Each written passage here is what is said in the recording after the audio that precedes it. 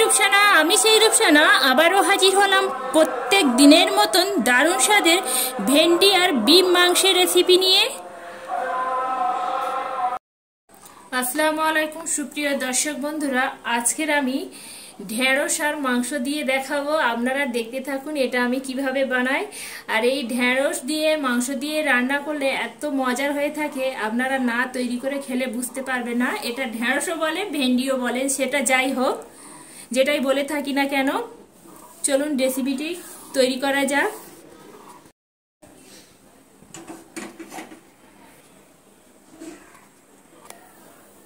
ভেন্ডিগুলো ভাজার জন্য তেলটা আগে গরম করে নিয়েছি। এখানে আমি 500 গ্রাম ভেন্ডি আগে থেকে ধুয়ে ভালো করে বেশ পরিষ্কার করে নিয়েছি।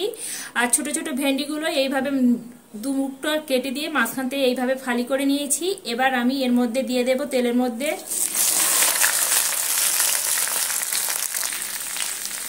এবার আমি স্বাদ অনুযায়ী নুন দিচ্ছি।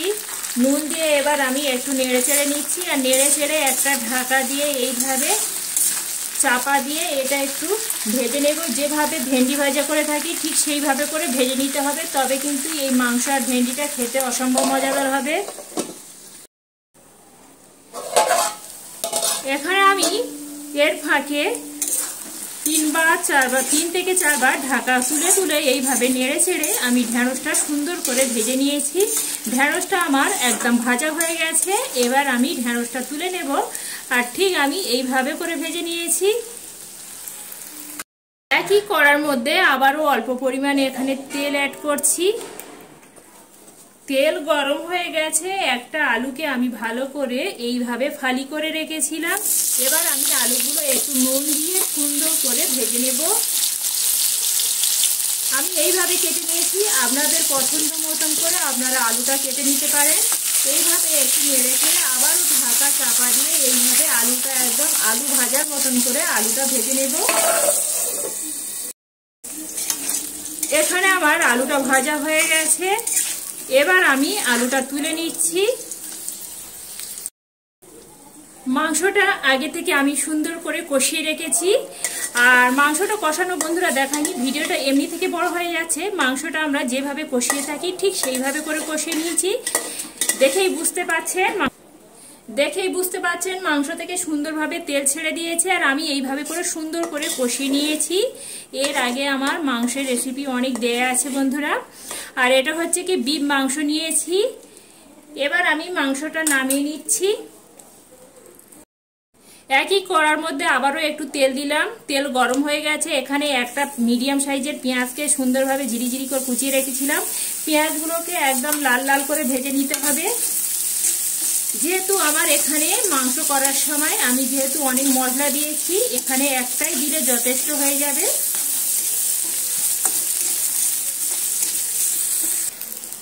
পেঁয়াজটা আমি সুন্দর করে লাল করে ভেজে নিয়েছি। এবার দিয়ে দিচ্ছি এখানে 1 চা চামচ আদা রসুন বেটে রেখেছিলাম। আদা রসুনটা পেঁয়াজের সঙ্গে এইভাবে নেড়ে চেড়ে এইভাবে ভেজে নিচ্ছি। পেঁয়াজের সঙ্গে আদা রসুনটা ভেজে নিয়েছি। এখানে দিয়ে দিচ্ছি 1/2 চা চামচ হলুদের গুঁড়ো। হলুদের গুঁড়োটা বেশি অ্যাড করছি না, কারণ যেহেতু মাংসের সময় আমি সমস্ত লঙ্কা হলুদ সমস্ত কিছু দিয়েছি।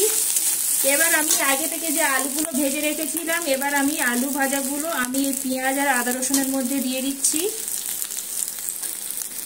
আলুগুলো দিয়ে আবারও আদা রসুন পেঁয়াজ একসঙ্গে এইভাবে মিনিট 3 সময় নিয়ে এইভাবে আমি ভেজে নিচ্ছি।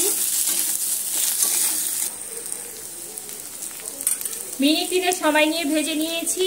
যেহেতু আমার এখানে সবকিছু ভাজতে বেশিক্ষণ সময় লাগবে না।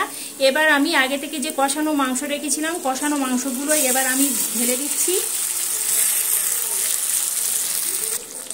এখানে আমার 500 গ্রাম মাংস। এবার মাংস আলু সমস্ত মশলার সঙ্গে এইভাবে কষিয়ে নিচ্ছি। আর এই ভেন্ডি আর এই মাংসটা দিয়ে এই রেসিপিটা বানালে এত সুন্দর স্বাদ আসে, আপনারা না তৈরি করে খেলে বুঝতে পারবেন না। আপনারা তো চিংড়ি দিয়ে ভেন্ডি দিয়ে রান্না করে খেয়েছেন, একবার মাংসের সাথে বন্ধুরা এইভাবে রান্না করে দেখতে পারেন। খেতে বন্ধুরা একদম অসাধারণ লাগে। এবার আমি এইভাবে আরও মিনিট 5 সময় নিয়ে কষিয়ে নিচ্ছি। মিনিট 5 সময় নিয়ে কষিয়ে নিয়েছি। আর দেখতে পাচ্ছেন আলুগুলো সুন্দরভাবে এখানে আমার সেদ্ধ হয়ে গেছে, মাংসগুলো সুন্দরভাবে সেদ্ধ হয়ে গেছে। এবার আমি এখানে যে ভেজে রাখা ভেন্ডিগুলো রেখেছিলাম, এবার আমি ভেজে রাখা ভেন্ডিগুলো একদম হয়ে আসার মুখে এটা দিতে হবে, নাহলে আগে থেকে দিলে ভেন্ডিগুলো একদম ঘেটে যাবে। এবার দিয়ে দিলাম। এবার এইভাবে আলতো হাতে এইভাবে উপর থেকে নিচে এই রকম সমস্ত কিছু একসঙ্গে মিলেমিশে দিতে হবে, এতে করে সমস্ত মশলা ভেন্ডির মধ্যে ঢুকে যাবে। আর খেতে বন্ধুরা একদম অসাধারণ হয়। সারাদিন রোজা রেখে আর যদি এইভাবে একদম ঝাল ঝাল আর এইভাবে অমৃতের মতন স্বাদ পাবেন, একদম সব তৃপ্তি একদম নিবারণ হয়ে যাবে।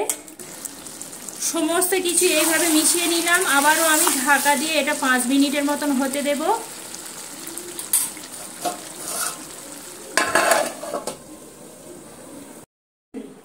5 মিনিট পরে ঢাকাটা তুলে দেখাচ্ছি। দেখতে পাচ্ছেন বন্ধুরা সুন্দরভাবে তেল ছেড়ে দিয়েছে। এখানে কিন্তু আমি আর এক্সট্রা কোনোভাবে মানে পানি দিইনি। মাংসের যে তেল থেকে সেই তেল দিয়ে কিন্তু আমি সমস্ত কিছু এইভাবে তৈরি করে নিয়েছি। এখানে পানির প্রয়োজনও লাগবে না। এখানে দিয়ে দিচ্ছি 1/2 চা চামচ জিরা আর মরিচের গুঁড়ো, 1 চা চামচ দিচ্ছি শাহি গরম মশলার গুঁড়ো দিয়ে আবারও আমি এইভাবে আলতো হাতে এইভাবে একটু নেড়ে চেড়ে দিচ্ছি, যাতে জিরে আর মরিচ আর গরম মশলার গুঁড়োটা সমস্ত জায়গায় পৌঁছাতে পারে। এইভাবে নেড়ে চেড়ে আবারও 2 মিনিটের মতন চাপা দিয়ে দিচ্ছি। 2 মিনিট হয়ে গেছে। এখানে আমার দারুণ স্বাদের ভেন্ডি আর মাংসের রেসিপিটা একদম রেডি হয়ে গেছে। আর দেখতে পাচ্ছেন বন্ধুরা কতটাই লোভনীয় হয়েছে, আর সুন্দরভাবে একটা কালারও চলে এসেছে, আর সুন্দরভাবে তেলও ছেড়ে দিয়েছে। এবার আমি এটা নামিয়ে পরিবেশন করে দেখাবো। বন্ধুরা আজকের এই ভেন্ডি আর মাংসের রেসিপিটি যদি ভালো লাগে একটা লাইক করে দিয়ে সাথে থাকবেন। আর এইভাবে নিত্য নতুন সহজ সহজ রেসিপি পেতে গেলে চ্যানেলটি অবশ্যই করে সাবস্ক্রাইব করে রাখবেন, পাশে থাকা বেল আইকনটি প্রেস করবেন। আমি যখন কোনো এইভাবে নিত্য নতুন রেসিপি দেব সবার আগে নোটিফিকেশন বন্ধুরা আপনাদের কাছে পৌঁছে যাবে।